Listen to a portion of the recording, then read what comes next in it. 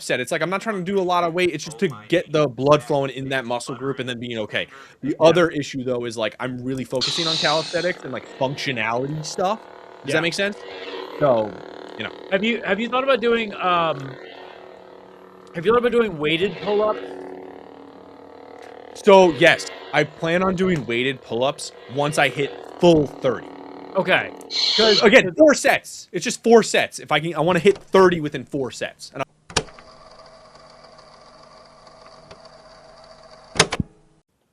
all right, Kevin, you ready to record a podcast? Yep. Wait, who's talking? Me, Kev. This is getting out of hand. Now there's 2 of them.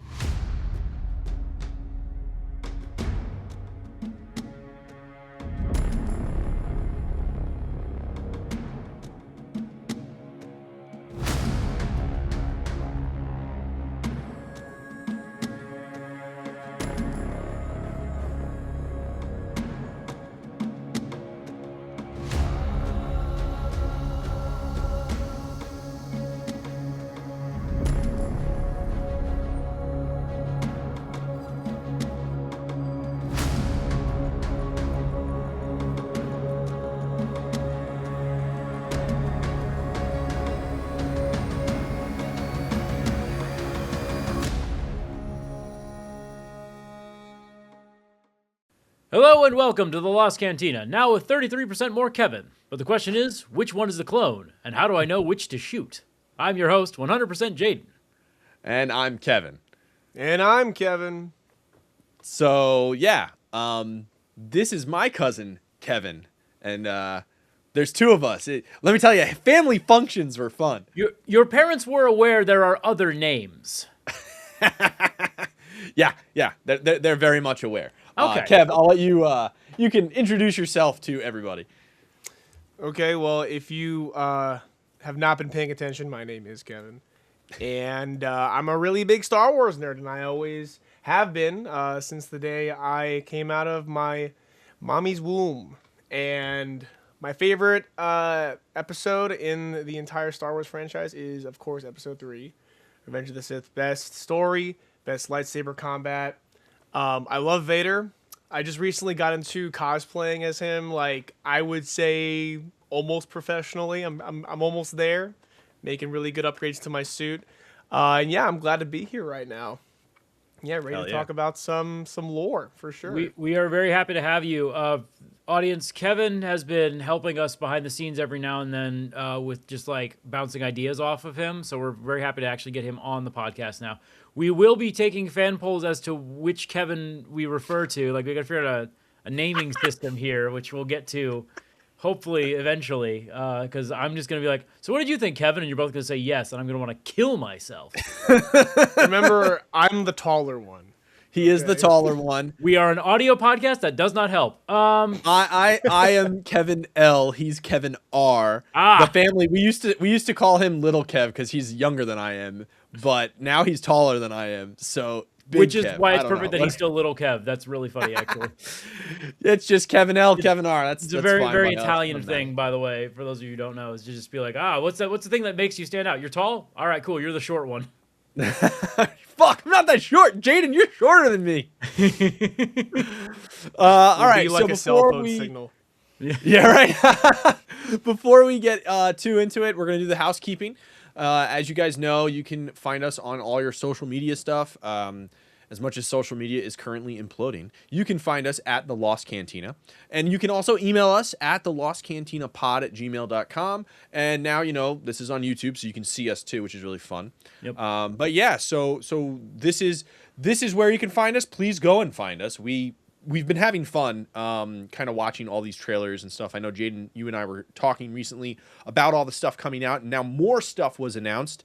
Kevin and I actually both got that new Darth Vader book, the Master of Evil one. Kev's already started reading it. I'm going to be reading it here soon, too. We were thinking about doing... Finished, baby! Yeah, the cover's cool.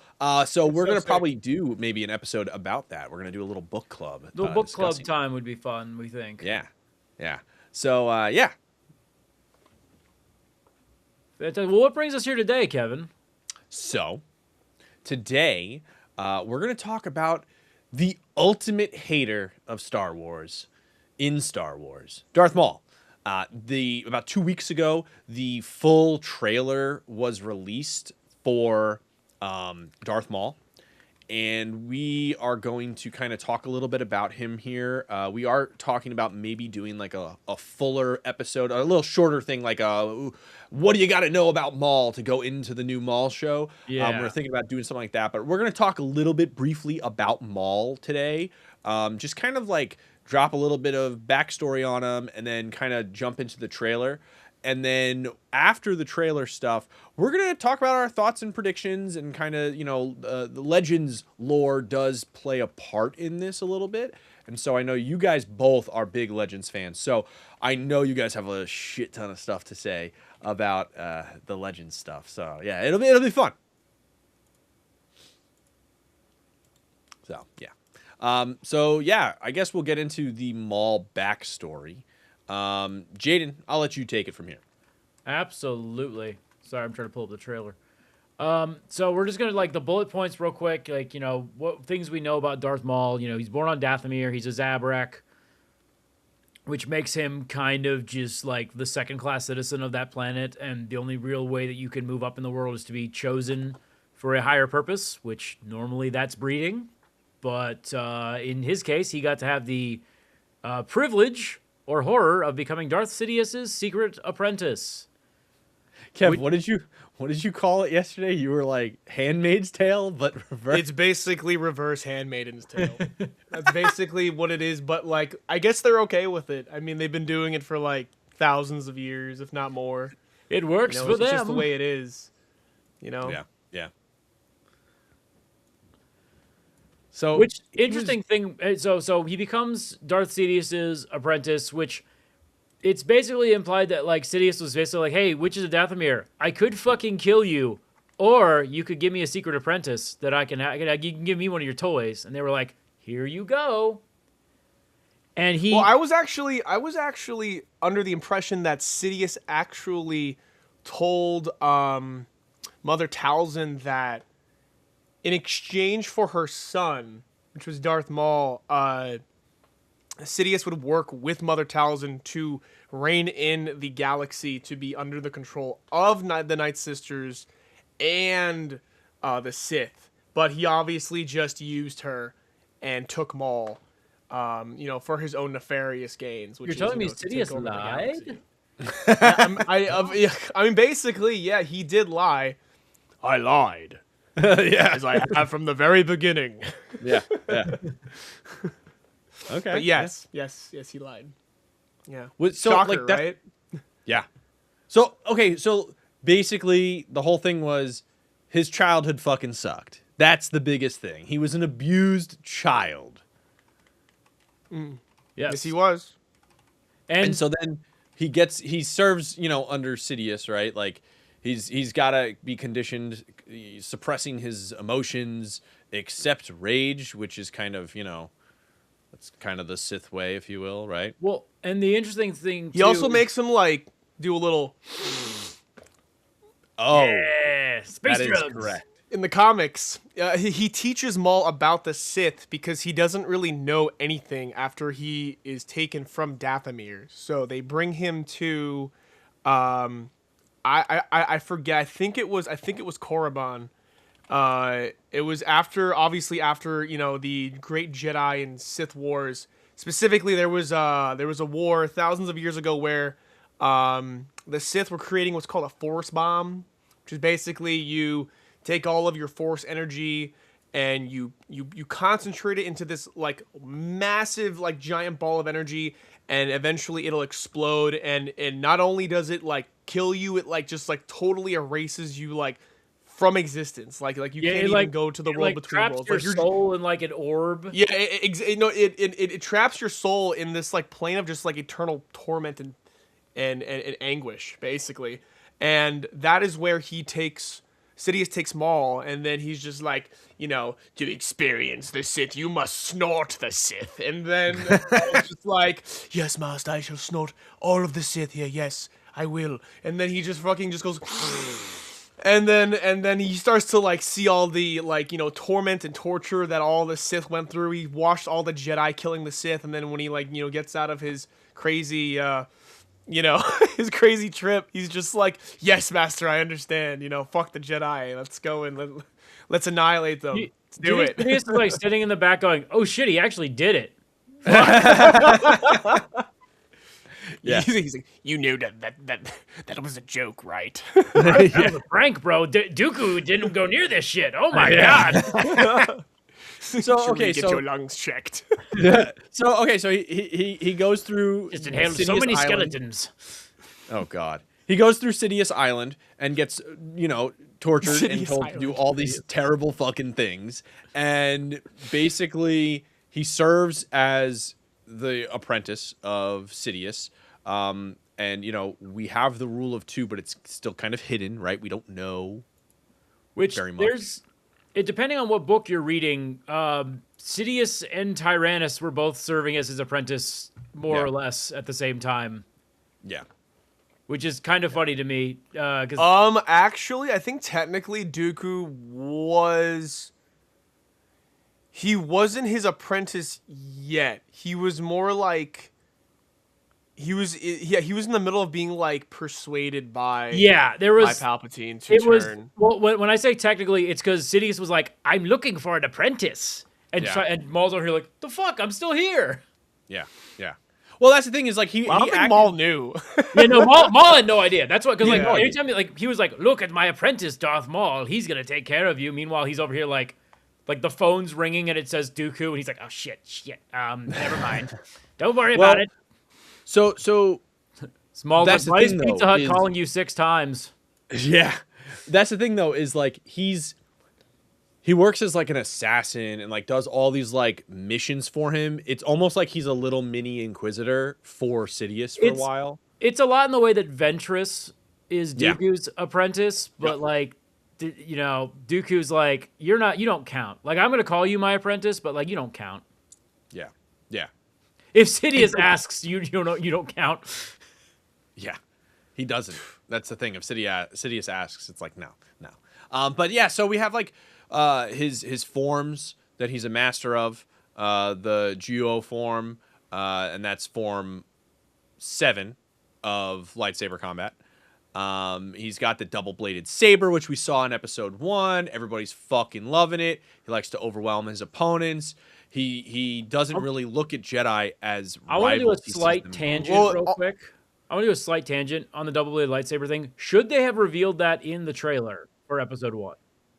Think back to when I you don't were think so. younger. I don't think think so. so. And also, it's a good thing you bring up his double-bladed lightsaber because Sidious, there's a little bit of lore around him choosing his blade. So basically, Exar Kun, really old Sith Lord from like thousands of years ago. Of Yavin 4 He used a double-bladed lightsaber, and he thought that Maul would be proficient in it as a Sith assassin. It was a more unwieldy version of the lightsaber, but it was like twice as deadly. Haha, twice. Because there's 2 blades. You got the 2 blades. Which Yeah. makes sense when Kylo Ren's like, "I'm gonna be even more edgy. I got 4 blades on my sword. I'm gonna put 17 Kylo Even blades." though his was unintentional, he just like cracked his kyber crystal, and he just needed it to vent. It Everything was about Kylo Ren sucks, and I'm happy about that. All He right. was the like only good thing about this. Oh yeah, no, for sure. But I just love that every little bit of lore that gets revealed about him, it's like, oh no, he just sucks. Emotional He's a as little they all emo are. kid. Yeah, emotional as they all are. He's always But yeah, so sweating he's got all his the time. he got his double-sided blade, and then he doesn't view Jedi as rivals or enemies. He's more of like, hey, the Jedi are my prey. Like he goes really like primal with it. And then like obviously we see in episode 1 he's sent to like eliminate the Jedi, of which Qui-Gon, Obi-Wan, and they're investigating a Sith return. They're doing all this stuff, and he's like, no, and he's sent to go basically kill them. Even though while he's doing that, he kind of reveals the Sith are there. Think. But before Phantom Menace, I mean, he's really big into like being in the shadows. Like that's the whole thing. I Like, think there's some comic runs of him He like did a lot of murdering spying. Jedi. yeah, spying. That's his thing. Also, you gotta Yeah. remember, like, too, like, there's the whole an Acolyte shows us this, where basically like the Jedi don't really acknowledge any like hey, any asshole can get their hands on a red lightsaber, but that doesn't make them a Sith. Like let's not go crazy giving them labels here. Yeah. Yeah. Well, in the new canon of lightsabers, because I don't know how many new Star Wars fans know about this, but in the old lore, red lightsaber crystals were just synthetic crystals. Yep. That were made synthetically in like a factory, and it was made by the Empire. And then before that, it was made by the ancient Sith. And in the new canon, to make a red kyber crystal, you must bleed it, which is inconsistently a like ritual that could almost kill you or not, depending on what you're watching.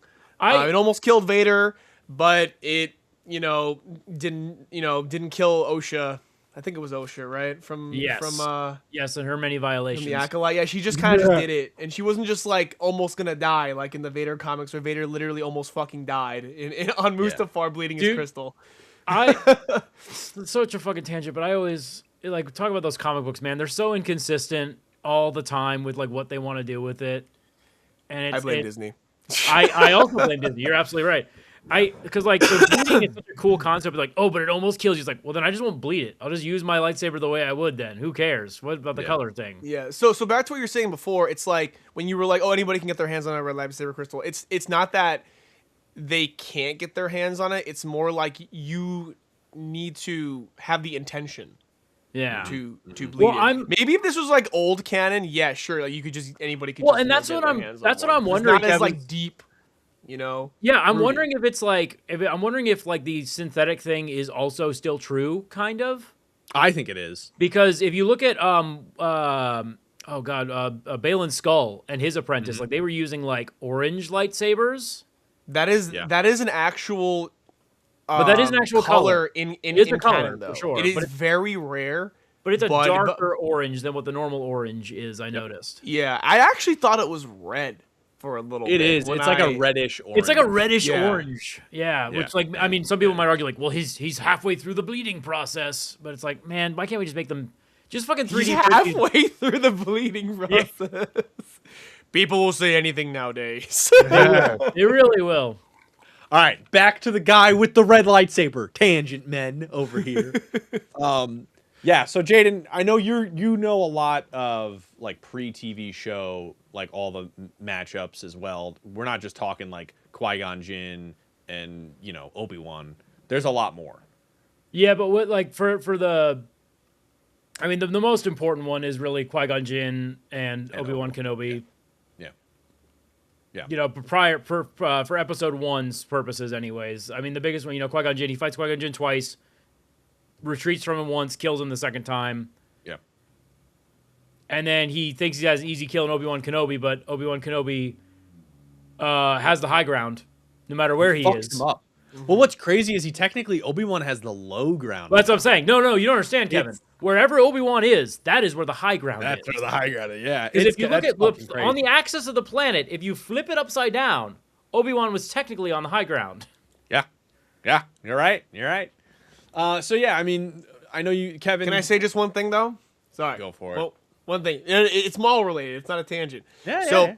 So Maul's first actual canon kill, not on on screen, but his first canon kill was a Padawan named Eldra Kaitis, and she was a Padawan that Maul killed against Sidious's orders.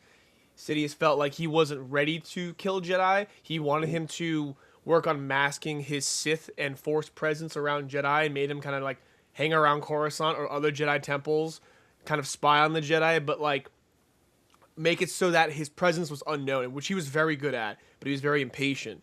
So he's basically just like, my master has his secrets and I have mine. So on like a mission to track down like an important target for Sidious, the target mistakes Maul for a Jedi, and is like, listen, please don't kill me, okay? I know the location of this missing Padawan that was kidnapped from the Jedi Temple. I will let you know where she is so you can go rescue her if you spare my life. And then Maul's like, all right, tell me. He tells Maul. Maul's like, all right, thanks. Kills him instantly. Then he goes and finds this Padawan, Eldra, and he has like a crazy duel with her and then kills her in a comic. It was the 2017 Darth Maul comic series. It was set before the Phantom Menace. And yeah, so that's his technical first canon kill. It is off screen, but yes, his first on screen Jedi kill was Qui-Gon Jinn. Yeah. Okay, so basically, we've kind of done a little backstory on him now. So he's a troubled child, comes from abuse, neglect, and a lot of as what we would consider emotional damage and emotional abuse. Emotional damage. Yeah, that is what he is. And then he becomes a Sith apprentice, and he's highly skilled. He hones his skills like crazy. He has a lot of involvement in philosophy. He, all this stuff happens pre-Clone Wars stuff. And then we go into Clone Wars, and we kind of see all of his, like, crazy shit that he goes through, like getting cut in half, building his fucking spider legs, and then losing his fucking mind, and, like, just going fucking crazy, right? Like, what is it, Jaden? What was the saying that you always say? He's local man too angry to die. Yeah, that. Like, he's just so fucking pissed. You're not wrong. Yeah, I mean, he uses his hatred to an extent like Vader was at. Like, he's like, I'm not dying. I'm so fucking mad, and I hate Obi-Wan Kenobi. It's kind of like a theme. Everybody hates Obi-Wan Kenobi. Obi-Wan Kenobi took my penis. He must die. Yeah, I mean, literally, that's what happened. He took everything from me. So yeah, I mean, he went fucking psycho, but it kept him alive. And so he's gone through some crazy shit. The Clone Wars stuff, he's all over the place. He's meddling in things. He has a brother he's going through. He has two brothers, actually. Two brothers. Yeah. One of them is only relevant. The other one just kind of just like, fuck you, you're weak, goodbye. Yeah. But he has siblings that he builds bonds with. He goes through all these crime syndicates himself because he's no longer Palpatine's apprentice. He knows about Palpatine's plans. He's defeating some of Palpatine's like people on his side. That during the Clone Wars, he's defeating people outside of Palpatine's circle. Some of the good guys from the Republic.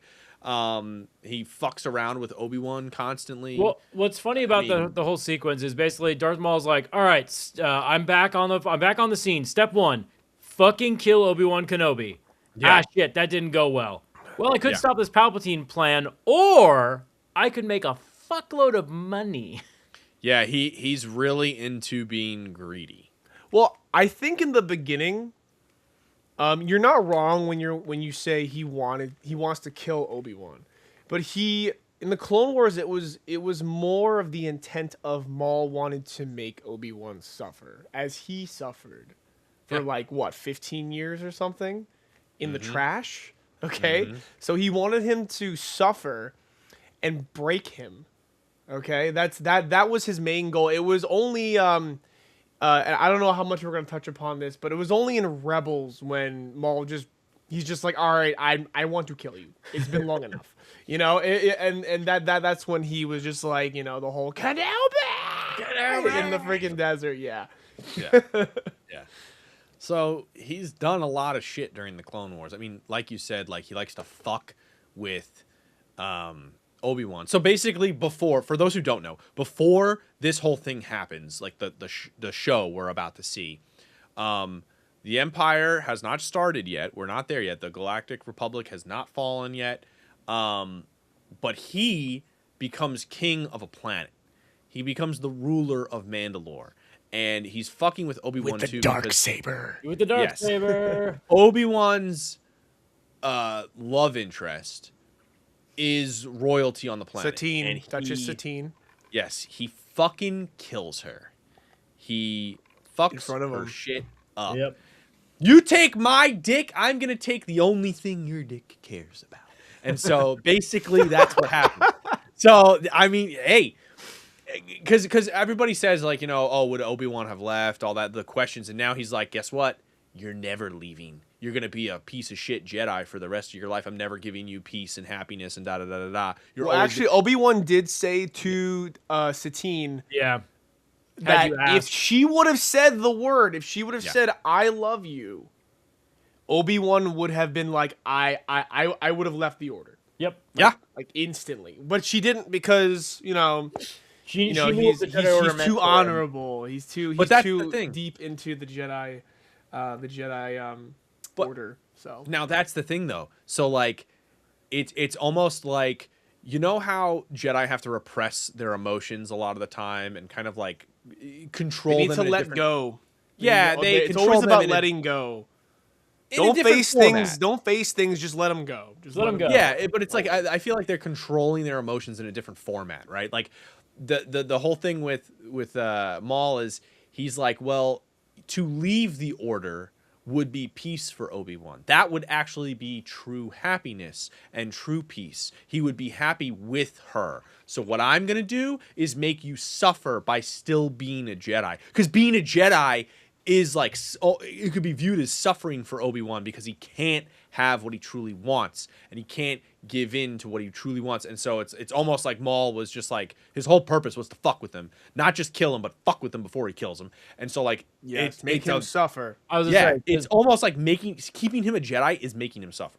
well, you say he wants to make him suffer because what if he wanted to take away what he truly wanted? He would have gotten rid of all the Cerveza Cristal in the galaxy. That would have really fucked up Obi-Wan. But so yeah, at the end of, for those who don't know, at the end of Clone Wars, he's kind of trying to stop Sidious. He ends up like, oh shit, I gotta stop what's going on. Kind of. But more for his own personal stuff. He just doesn't want Sidious to, be powerful. Doesn't like Sidious. Still scared of him. Doesn't like him. I mean, So He's very scared of Palpatine. yeah, he's very, very, he very is scared. very scared of Palpatine. Like literally, the whole sequence in season 7 is Maul just being like, I want to settle my score with Obi-Wan before all this shit pops off and I have to go underground. Mm-hmm.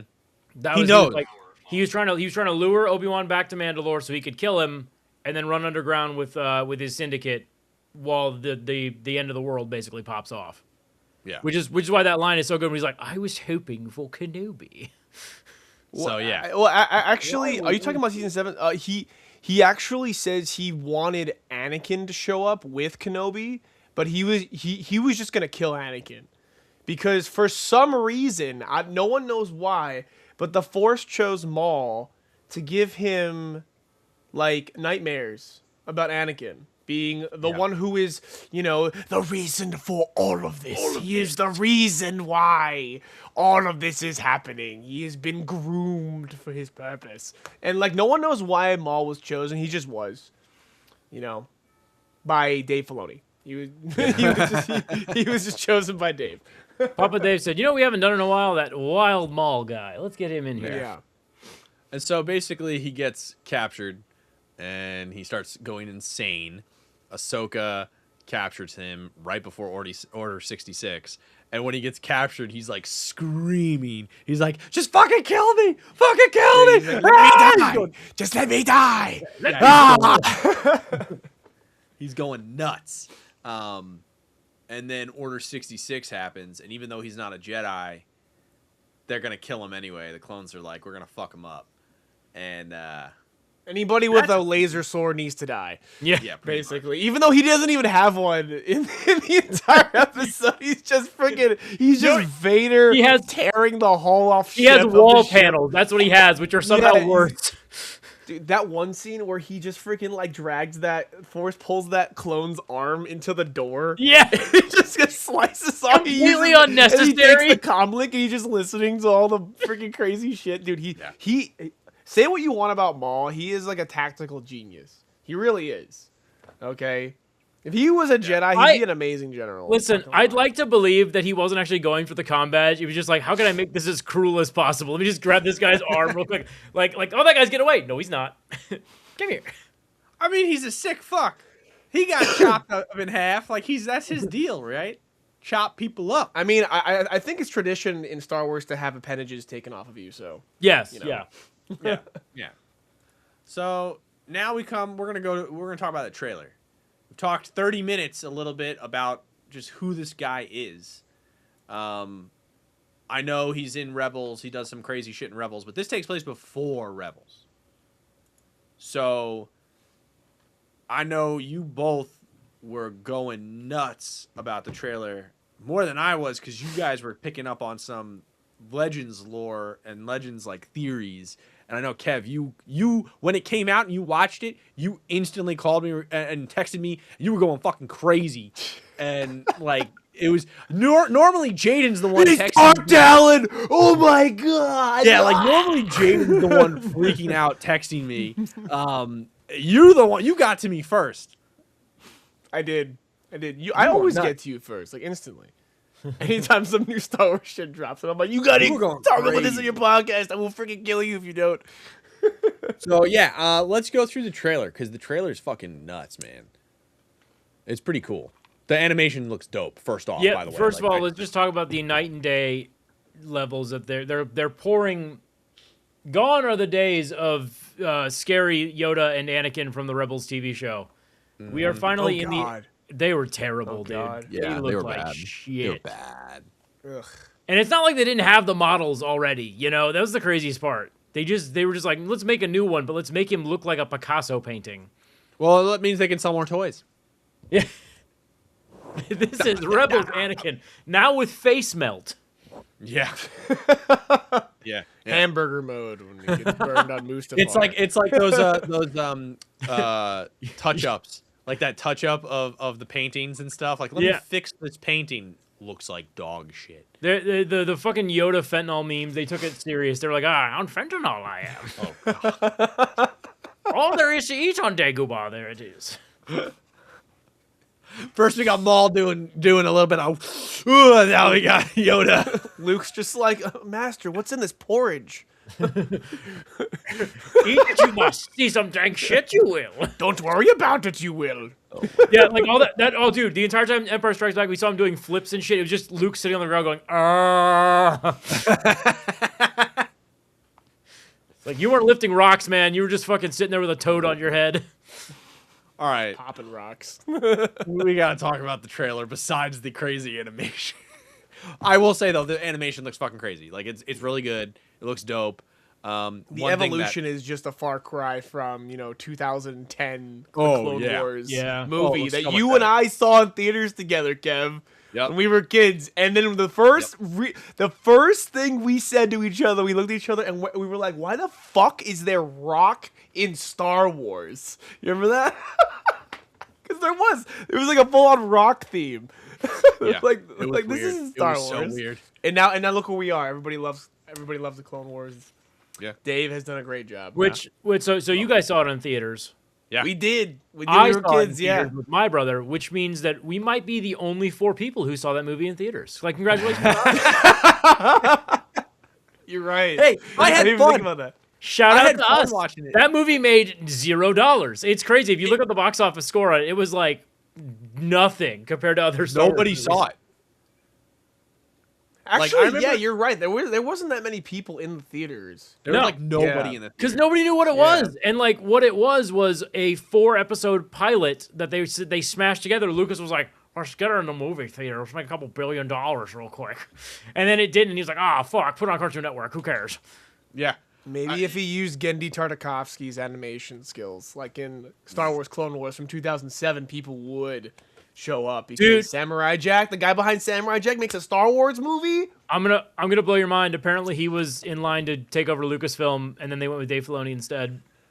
Wow. Really, Gendy was gonna take over? He no was way. He was offered one of the head of animation for the Lucasfilm department they were forming, and he's like, "No, I'm gonna make more Samurai Jack instead." Interesting. I mean, honestly, I am happy with what we got, but that would yes. be amazing too. Yeah. That would. Yeah, Lucas said, "What's that Avatar shit? Get the guy who made that. Bring him in here instead." James Cameron. I will say He meant James Cameron. Yeah, Dave Filoni shows up. It's like, wait a minute. Oh fuck. More blue people. Yeah, more blue people. George Lucas walks in, sees Dave Filoni, and goes, "How do you feel about crop tops?" Oh god. It's like, fine, I guess get that man whatever he wants. Get out of my meeting room. Out. Out. So basically, I will go back to the trailer. You guys are gonna be dangerous on tangents. So the one thing I will say about this trailer that I thought that was really cool that I noticed was it takes place all in different cities and it's like underground stuff. It's not just Coruscant. Like we go to other cities, which I thought was really fucking cool. Yeah, We're getting Nar Shaddaa for sure. Yeah, One of these has got Nar Shaddaa. Oh, most definitely. Jaden, I'm gonna let you go through the trailer because I know you watched it, you got it up. Like, I'll let you kind of like do a rundown real quick of it. Well, because it is fucking crazy. What's interesting is I'm wondering if we're gonna get a lot of just based on the trailers, a lot of like syndicates making deals with each other, and then just Maul kind of like if you look at like if you're watching like at like Section 46, he just kind of like shows up behind some people making a deal with his lightsaber out. So I'm wondering if it's one of those like. Maybe we're just gonna get a lot of like secret, underground stuff that Maul just happens to be like a part of, but maybe not necessarily like.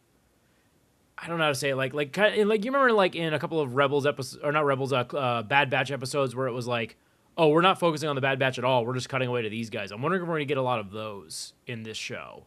Well, you also got to understand that Maul already has some syndicates under his thumb. Yeah. Like after season 7, he tells them to go into hiding, basically. Yeah. And then come out when he's ready for them to come out.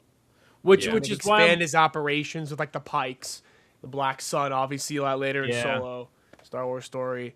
All that.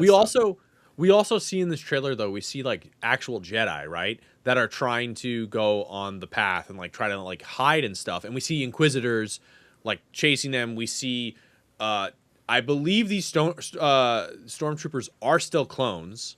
I believe they're transitioning. So I think at this point they are TK troopers. They are civilians that were either conscripted or enlisted, and the only clones that are actually in the Imperial military are the ones that are the commandos who are training the TKs. Yeah, and the commandos and the ARC troopers and commandos. Yeah. Yep. Yeah. Okay. Well, I mean, we're gonna see a lot of crazy shit, not just like, dark syndicate shit. We have stuff here now where it's like we're gonna see him interacting with basically the new world order, right? Like, being a Force user and having to deal with like Jedi because he still hates Jedi. So it's like he's got to deal with runaway Jedi because since he's in that like underground society shit, like the Jedi are now going to be a part of that. So we do see him like interacting with these people. We see him kind of being a fucking badass, but we don't really see a lot of him in this trailer. We see all these other characters more in the trailer. The biggest things we see about him is like he's sitting at that desk, hanging out, drinking tea. We see his lightsaber. We see him like on a ship, like coming off of a ship, like on the on ramp, like we saw in the teaser. And then we see towards the end him killing and fighting like an Inquisitor, and he's like killing troops. That's all we've seen. We don't actually see him like doing anything. You know what I mean? But yeah. So what are our predictions? Like I definitely think we're gonna see. I think we're gonna see him interacting a lot with like I think the Hutts and some other stuff. I do think we're gonna see him like being a part of like the Han Solo world more. If that makes sense. Corellia. Yeah. I'm hoping that what we're going to get out of this show is exactly what I was hoping we were going to get out of Book of Boba Fett, which was a lot more of like, hey, this is the dark underside of the galactic political world, the criminal world. Like, we're going to see corrupt senators. We're going to see, spice deals. We're going to see, Maul basically being the godfather of his syndicate and like making harsh choices and dealing out punishment, all that stuff. Because we didn't really get that in Book of Boba Fett because I don't know who was in charge of that, but they were basically like, well, we don't want to make him too bad. And it's like, no, but you could have though. You could have made him like they had protagonist syndrome with him. Where with Maul, I don't think they're constrained with that. I think that they're able to actually make him a bad guy in the show. Like make him, he's a protagonist in that we are following his story. He's not actually like Walter White, like he's not a good person, but we're following him. Yeah. The one thing about Maul is that I've noticed after watching him across many different forms of media is that he's really good at tricking you into believing him that he's like not a bad guy. Yeah. He's like, I'm not a bad guy. Bad shit has just been constantly happening to me, and I see shit happening to you. So we have, we have some common ground here. Yeah. So let me help you, and then you can help me, and then down the line, who knows? Like that's literally Maul, and he did it to Ezra and Rebels. Like in the trailer, just went out. In the trailer, he literally says, like, we've all been made to suffer. So, like, I could see him being like, hey, buddy, like, look, see, we're all suffering together. Help me out here. Yeah. Stab you and steal your organs for spice. Well, but you got to remember, who was his master? It was Sidious, one of the biggest manipulators in the galaxy. He learned from the best. He's very good at it. And, like, granted, sure, he's a little bit more emotional about, like, things, so it can kind of, like, screw up his plans. He thwarts his own. He's his own worst enemy, right? But I think like when it comes to being in the shadows, like he's done it pretty much his whole life, right? Like we talked about earlier, like when he was an apprentice, when he was a kid, like he's been in the shadows, being able to run shit, So for him to have to be underground, quite literally, sometimes, like he's used to it. He knows how to handle it. So this is going to be quite interesting for him to now kind of almost be like in charge of the underground, right? Like it's kind of cool. Well, I'm pretty pumped to see that stuff. The interesting thing for me is just seeing like where he is in Rebels in terms of the timeline. So like there's gonna be a rise, but there's gonna be a fall as well. So I'm gonna be very interesting to see how he ends up where he ends up in Rebels. Yeah. Before we see him like teaming up with Ezra and all that stuff. Now, I know there is one specific prediction that you both were freaking out about, and who's that?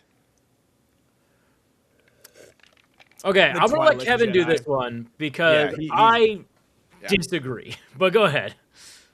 Okay, so George Lucas's original plan for the sequel trilogy was to have Darth Maul as the main antagonist, and he takes Darth Talon as his apprentice. Darth Talon, if anybody doesn't know, Darth Talon was a prominent figure in the extended universe. Yes.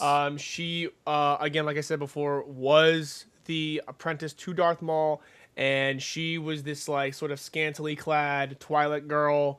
If you don't know what she looks like, set your Google safe search to stun and Google her. Yeah, don't do it at work. Children are not around. Her special ability is to basically just like seduce you, sleep with you, and then just murder you. And that was like one of her many, many talents. It's further reminder that above all else, George Lucas is horny. Yes. She has to be naked. She has to be. Her powers won't work if she's wearing clothes. Yeah. Yeah, but anyway, in Star Wars Twilight culture, the Twi'lek race is more or less just like a bunch of sex slaves, essentially, in the Star Wars universe. Yeah. So what I found interesting. Disney canon was softened them a little bit. They're like, no, they're not just sex slaves; they're regular slaves now. And it's like that's not better. Yes. That's not better, Star Wars. No, it's not. No, you were definitely right. But we have this blue Twi'lek Jedi. Whether or not she's a Padawan or not, we don't know. I don't think she's blue. She's like a blue, or is she green? She's like a pinkish color. Pink. Okay, sorry. In the trailer, pink. she's pink. Yeah, she's pink. Okay. And I found that to be like pretty sick, honestly, because in my head I'm just like, wow, okay, so Dave is just taking George's original idea, and he's sort of like taking incorporating aspects of George's original vision and putting it into this show, and I really, really want to, see where this goes. I mean, I personally think she's gonna die. Yeah. I either that or she goes on the path and eventually dies. Or Dave is going to turn her into another spin-off show.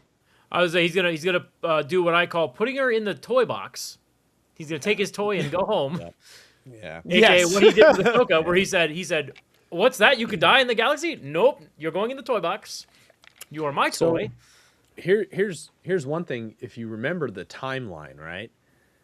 We see Maul at like close to the peak of his game in Solo. So I do kind of think we might see some characters from Solo. We might see Lando. We might see some of these characters in their younger years, like Han Solo even, interacting with Maul in some sense, or at least talk. Like they may pop up. We might get animated Han Solo. I don't think I don't know if Han the Solo timeline will ever line up met for that. Maul.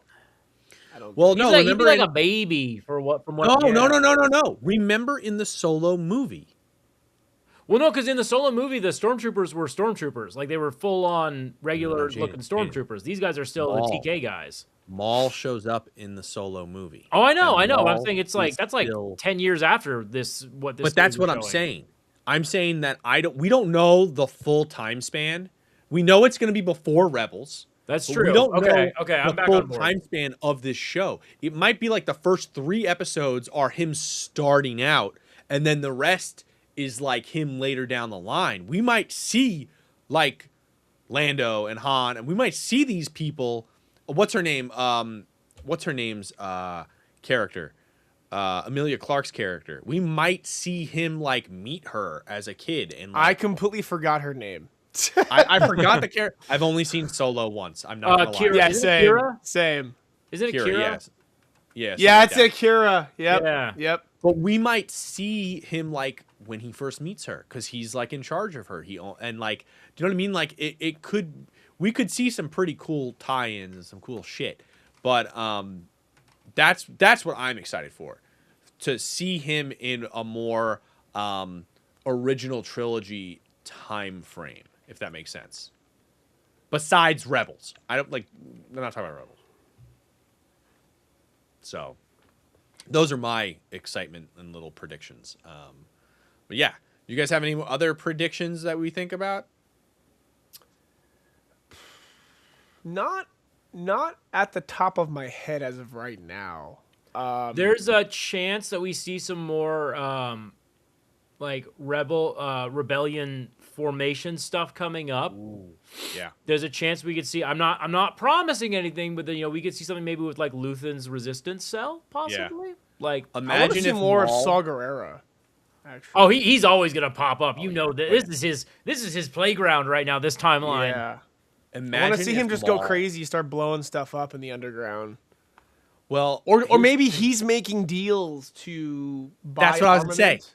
Yeah. imagine if Yes. Maul is helping fund the rebellion to fuck with Sidious. I was in like, some way. that'd be Saw crazy. is Maul's kind of rebel, where he's just like, fuck it, you'll just break shit. Excellent. You have no Yeah. plan at all. Perfect. Imagine if he was one of his biggest backers. That would be fun, actually. That would be pretty fucking fun. Crazy. I wonder what Maul's network is in the underground. Well, that's gonna be cool because we are gonna see it, so it's gonna be fucking badass. Yeah. Get to see Crimson. How many Dawn. credits does he have to his name? We'll see. All right. Well, I think that about wraps it up.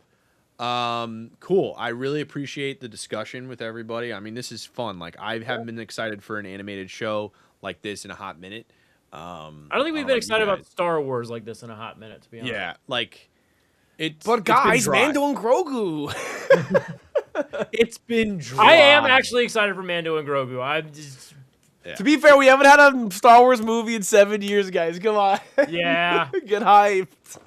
7 years. Holy shit. It's been a long time, man. Wow. It's been a minute, and here, I mean, I think I'm more excited for Starfighter when that comes out eventually, Oh yeah. and then Did you guys hear about that rumor that who's that?